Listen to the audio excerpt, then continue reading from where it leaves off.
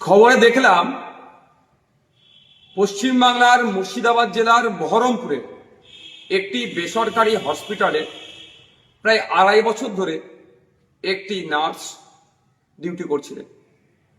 হঠাৎ তার হিজাব পরার কারণে তাকে বরখাস্ত করা হয়েছে, অর্থাৎ তাকে চাকরিচ্যুত করা হয়েছে, চাকরি থেকে বাদ দেওয়া হয়েছে।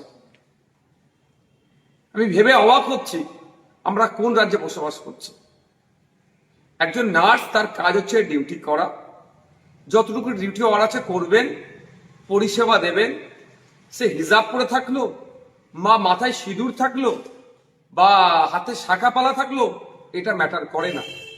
এইগুলো যদি আমার মনে খোলানো হয়, মানে সে শাখা সিঁদুর হোক, শাখা পালা হোক বা হিজাব হোক, তাহলে তার ধর্মীয় আচরণে বাধা দেওয়া হচ্ছে। আমরা কোন রাজ্যে বসবাস করছি? এই দিন দেখার জন্য কি সংখ্যালঘু মুসলিম সমাজের মানুষেরা, ধর্মনিরপেক্ষ সমাজ মানুষেরা তৃণমূলকে ক্ষমতায় তৃতীয়বারের জন্য এনেছিল? এই যেন মনে হচ্ছে অঘোষিত বিজেপি রাজ্যে আমরা বসবাস করছি। কখনো ওয়াকফ আন্দোলন করতে গেলে আটকানো হচ্ছে, কখনো তিলোত্তমার বিচার ঠিকঠাক বিচার চাইতে গেলে মিথ্যা মামলা দেওয়া হচ্ছে। হাসকালিতে আমার বোনটা এখনো বিচার পেল না। একের পর এক 26,000 চাকরি বাতিল হচ্ছে দুর্নীতির জন্য। ঠিক উত্তরপ্রদেশও চাকরি দুর্নীতি বাতিল হয়েছে। যেন অঘোষিত বিজেপি রাজ্যতে আমরা বসবাস করছি। আমরা এই কাণ্ডের জন্য চরম ধিক্কার নিন্দা জানাচ্ছি। অবিলম্বে স্বাস্থ্যমন্ত্রী তথা মুখ্যমন্ত্রীকে এই বিষয়ে হস্তক্ষেপ করতে হবে, এর কড়া একটা বিহিত করতে হবে।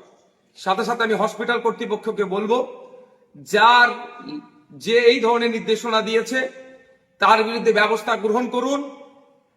অবিলম্বে এই ধরনের অবাঞ্ছিত মন্তব্য, অসংসদীয় মন্তব্য, অসাংবিধানিক মন্তব্যকে আপনারা প্রত্যাহার করুন।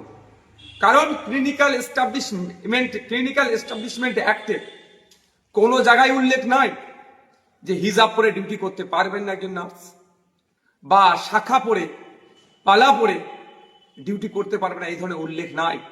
তাহলে আপনারা কে? ক্লিনিক্যাল এস্টাবলিশমেন্ট অ্যাক্টকে আপনারা ভায়োলেট করছেন, ফান্ডামেন্টাল রাইটসকে আপনারা ভায়োলেট করছেন, ধর্মীয় স্বাধীনতা হস্তক্ষেপ করছেন। এগুলো মেনে নেওয়া যায় না। আর এটা নতুন নয়, এর আগে অধ্যাপিকাকে অপমানিত হতে হয়েছে। মাননীয় মুখ্যমন্ত্রী যেখানে নিজে হিজাব পরে ভোট চাইতে চলে যাচ্ছেন, সেখানে একজন হিজাব পরে তার কর্মক্ষেত্রে তার এই স্বাধীনতাটুকু নাই কেন? ঠিকঠাক করে কাজ করতে পারছে, তাকে চাকরিচ্যুত হতে হচ্ছে। এই অন্যায় মেনে নেওয়া যাবে না। আমি ধর্মনিরপেক্ষ মানুষকে বলবো, আমরা ভুলে যাচ্ছি না এই রাজ্য সরকারের আমলে চাকরি নিয়োগ পরীক্ষাতে আমার হিন্দু সমাজের মা বোনেদেরকে শাখাপালা বলে খুলে পরীক্ষা কেন্দ্রে ঢুকতে বাধ্য করেছিল। নওশাদ সিদ্দিকী তখনও প্রতিবাদ করেছে। এখন মুসলিম সমাজের একটি মহিলাকে হিজাব করার জন্য চাকরিচ্যুত করেছে, তার জন্য প্রতিবাদ করছে।